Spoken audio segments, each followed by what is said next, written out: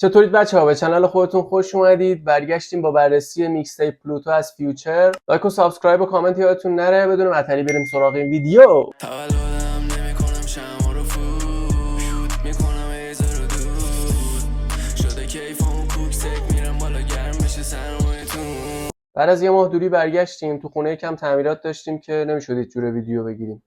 توی کاور این آلبوم یه ترپ هاوس رو نشون میده که داخلش نور صورتی و بنفشه که رنگ مورد علاقه فیوچره. همونطور که میدونید فیوچر عاشق و معتاد لینه. این خونه خاله فیوچر هم هست. این میکستیپ سولوه و هیچ همکاری داخلش نداره. پلوتو لقب فیوچره و به معنی اینه که فیوچر هم از لحاظ آرتیستی و هم از لحاظ ثروت توی لول دیگه است و با همه فرق داره. خب این میکستیپ 17 تا ترک داره. بریم ببینیم که چجوری است. ترک اول تفلون دان. بیت این ترک رو ساوثساید و لندن آن ترک زدن. تفلون دان لقب جانگاتی جنایتکار آمریکاییه که فیوچر خودشو به اون نسبت میده و میگه شبیه اونم. یه بیت حماسی و باحالی داره که از فیلم پدرخوانده یا گادفادر استفاده شده. داخلش فیوچر میگه که اولین دادگاهمو مثل جانگادی تبرئه شدم. منظور فیوچر اینه که از چالش‌ها و سختی‌های زندگی سالم بیرون اومدم. کلاً چیز خاصی نمیگه، از کارهای همیشگی و فاز گنگ بودن خودش میگه و چیزای گرونی که میخره و موفقیت زندگیش. ترک دوم لیل دیمن. این ترک هم ساوثساید بیتشو زده. بیت خفنی داره، به معنی شیطون کوچیکه.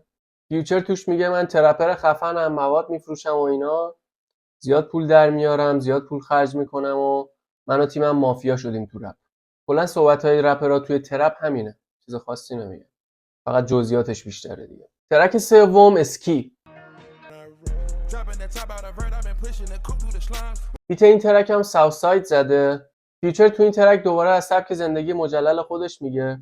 مثلا میگه با فراری گرونم میرم کالیفرنیا دختربازی میکنم و پول خرج میکنم. میگه قبل رپ کردنم همیشه لین میخورم. تو شهر میچرخم و دیوونه بازی در میارم. حالا شاید با خودتون فکر کنید این چه کسچرایی که فیوچر داره میگه.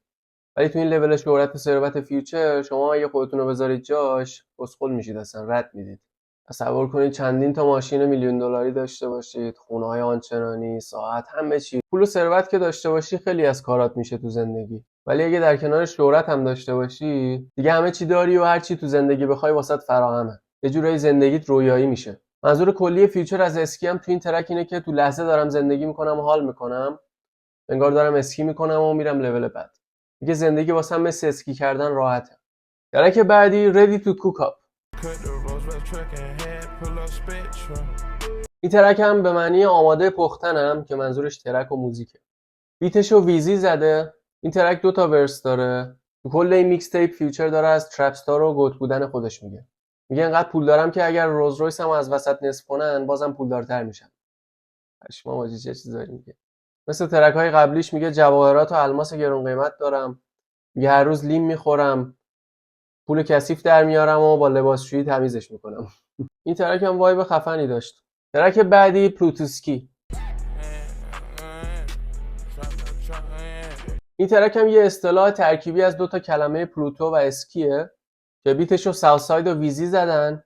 توی اینترو میاد از قدرت و ثروت و گنگستر بودن خودش میگه و یه جورایی دیس غیر مستقیم دریکه.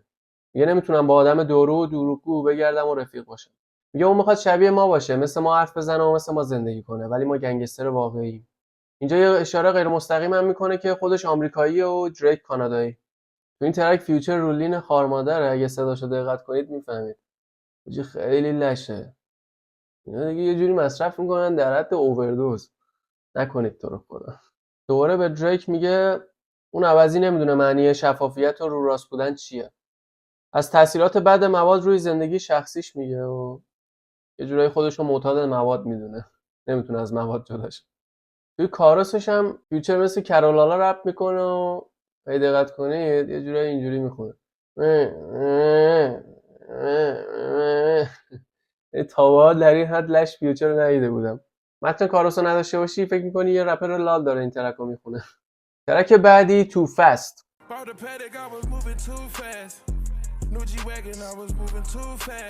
تو فست به معنی خیلی سریعه. بیت این ترک رو تاراس زده که اونم بیتای لشی میزنه و اکثرا واسه گانا بیت زده. بیتای خفنی داره. تو این ترک فیوچر از سرعت به شهرت و ثروت رسیدن خودش میگه و میگه تا روز مرگم این داستان ادامه داره. میگه واسه دوستای پسرم و دوستای دخترم کلی پول خرج میکنم جوری که زندگیشون عوض شده. میگه همه بهم میگن خیلی سریع حرکت میکنی. کاروس باحالی هم داره. ترک بعدی اوشن. بیت این ترک و ویزی و آنوربل سینوت زدن. این ترک به معنی اقیانوسه که اولش هم با صدای پرنده‌های کنار اقیانوس شروع میشه. فیوچر تو این ترک در مورد سختی‌هایی که تو مسیر موفقیت داشته صحبت میکنه و میگه انقدری درد و رنج کشیدم و اشک ریختم که میتونم اقیانوس رو پر کنم. از خشونت‌های گنگستری و قتل و مرگ افراد نزدیکش میگه. از جوری که تربیت شده تو محله فقیرنشین میخونه. از تاثیر روانی که روش داشته میگه. میگه که چقدر انعطاف پذیر بوده و از پس سختی‌ها بر اومده و موفق شده. میگه عمو اسنوپی مو که کشتن دلیل من واسه رپر شدنم شد. ترک هشتم پرس د بالن. این ترک به معنی دکمه رو فشار بده است که بیتشو ساوت ساید زده و دوباره دیس غیر مستقیم دریک و جواب ترک رد بادن دریک. میگه با کفشای گرونم دوست دخترشو زیر پام له کردم. میگه یه دونه از گردنبندام اندازه کل زندگیش میارزه. من گنگسترم و هر کی بخواد واسم شاخ بشه میرم بالا سرشو میکشمش. اشاره به بیفشون با دریک داره که میگه واسه باورام خون میریزم و با گاز خفت میکنم. به دریک میگه توی گنگستر نیستی، تو مثل کارتون گوفی، احمق و پلشتی. به داستانی که دریک دوست دخترشو دزدیده بود اشاره میکنه. میگه تو نباید زید منو میدزدیدی، همونطور که من واسه تو رو ندزدیدم چون ما رفیق بودیم، داداشی بودیم. فیوچر میگه هر کی بهم خیانت کنه دکمه‌شو میزنم. نمیتونی با دزدیدن دوست دخترم منو شکست بدی. میگه دوست دخترای من بهتر از مال تو ان، قبل اینکه با هر دختری باشی قبلا با من بوده. میگه من با رتا و آدم فروشا نمیگردم، من با رفیقام رو راستم. در آخرم میگه من از صفر شروع کردم و فقیر بودم ولی تو بچه مایه‌دار سوسولی. ترک نهم ام جی یا مری جین. بیت این ترک رو ویزی زده. مری جین به معنی ماریجواناست و به معنی دخترم هست. فیوچر تو این ترک بیشتر در مورد علایق و لذت‌های جنسیش صحبت میکنه که تو جزئیات زیاد نمیرم، خودتون برید معنیشو در بیارید. طبق معمول فیوچر نشه خارمادره و میگه هر وقت لب‌تر کنم تو هر جای دنیا بهترین دخترها با هم میخوابن. داره پوز زندگی لوکسشو میده دیگه. میگه دوست دخترم وقتی منو با یکی دیگه میبینه ناراحت نمیشه، خوشحالم میشه. در مورد روابط چند نفره با دخترها میگه و همون گروپ سکس و اینا. در کل ترک خفنی بود. بچه‌ها هر چیزیو که توی آهنگا و فیلم‌ها می‌بینیم و میشنویم نباید بریم همونو تو زندگیمون انجام بدیم. اینا فضای مجازیه. چی میگم؟ همشون واقعیت نیست. حتی هم اگه واقعی باشن، زندگی طرفه. توی آرتیست خیلی معروفی که چند میلیون دلار سرمایه داره و خیلی مشهوره رو نمیتونی با خودت که آدم معمولی مقایسه کنی. خب اون با چند نفر رابطه داشته باشه هم اشکال نداره. چون اول اینکه فرهنگش آمریکاست و اینکه لولش خیلی با تو فرق میکنه. تو جامعه خودت تو ایران بیا این کار انجام بدی اصلا همه چی به هم میریزه، نمیشه این کار انجام بدی. میگی چی میگم؟ هرچند که فرهنگمون با تقلید از کشورهای دیگه داره از بین میره. پس اینو دقت کنید و جنبه داشته باشید. هر چیزی میگن نرید تکرار کنید. آقا یارو میگه آدم میکشم، شما نرید پس فردا چاقو بردارید، اسلحه بردارید یه نفر رو بکشید. یا میگه من مواد مصرف میکنم، نرید خودتون رو انقدر نشه کنید که اووردوز کنید. میگید چی میگم؟ خودتون و خانواده‌تون و دور اطرافیانتون رو بدبخت کنید. خلاصه که حواستون باشه و فقط حال کنید با ترک‌ها دیگه. قرار نیست برید چیزی رو انجام بدید. کسی هم نیست که بهتون گیر بده.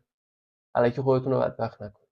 از نیکی مناج توی مصاحبه میپرسن که فیوچر راسته که این هم میگه آدم میکشم و نمیدونم مواد میزنم و اینا. بعد نیکی مناج میگه که اون اصلا همه ترکاشو سوبر مینویسه. میگه دروغ محضه. پس ببینید نباید بریم هر چیزی که میبینیم و میشنویم و بریم انجامش بدیم. به فضای مجازی اعتماد نکنید، به چشماتون اعتماد نکنید. ترک 10 برایزیر.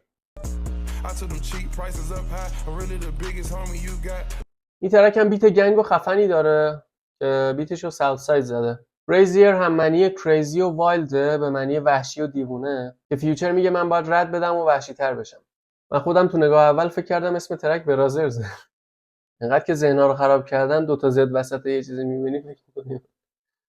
توی ترک فیوچر در مورد رفتارش با دخترها و هزینه کردن و خریدن وسایل گرون واسه دخترها صحبت میکنه که بازم میگم خودتون رو با اون مقایسه نکنید. میگه دخترایی که با من باشن انگار لاتاری بردن و یه شبه به شهرت و ثروت میرسن، یه شبه ستاره میشن. توی ورس 2 هم در مورد زندگی لوکس خودش صحبت میکنه و در مورد گنگ بودن و پولدار بودن و شهرت و ثروت خودش صحبت. چیزایی که همیشه میگه دیگه. ترک 11 South of France. این ترک به معنی جنوب فرانسه است که بیت چیل و باحالی داره که بیتشو ویزی و ساوثساید زدن. بازم در مورد زندگی لوکس و مجلل خودش صحبت میکنه و لولی که بهش رسیده و میگه جایی که هستم و چیزایی که دارم آرزوی خیلیاست ولی واسه من عادی شده.